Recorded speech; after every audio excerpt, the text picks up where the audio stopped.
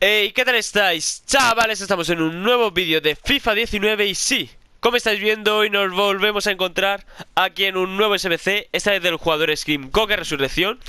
Antes que nada, deciros que muchas gracias por el apoyo que están recibiendo estos vídeos de SBC, me encanta ver que el canal crece tanto. Y oye, ojalá podamos ser mucho más para que... Os agradecería que dejarais un muy buen like para que yo vea que os gusta este tipo de vídeos y suscribiros para no perderos ningún vídeo de estos SBCs, que como sabéis los tenemos todos en el canal. Y también me recompensa, voy a subir un vídeo de algo que me pasó el Food Champions este fin de semana, no el pasado, que es un robo bastante peculiar.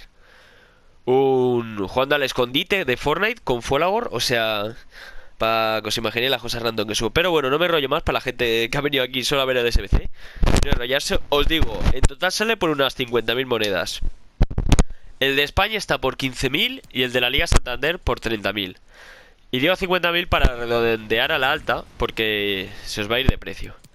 81 de química. Aunque William Carballo no tuviera lealtad, daría 80 y daría bastante justo. Así que bueno, voy a proceder a decir los nombres. Empezamos por Jonas, David Villa, Pizzi, Kagawa, William Carballo, Gotze, Grimaldo, Nacho Fernández, Marcano, Florenzi y Adán.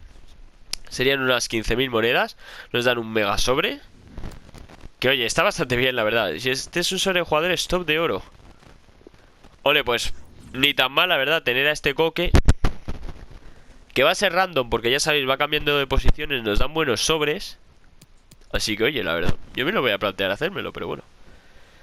Depende de, como sabéis, cada X días van a ir cambiando. Así que ahora mismo tiene 90 de tiro y 90 de ritmo y 90 de pase. Así que bueno, voy a ver cómo cambia, que le quedan 2 días o así. Y este SBC hay bastantes días para hacerlo.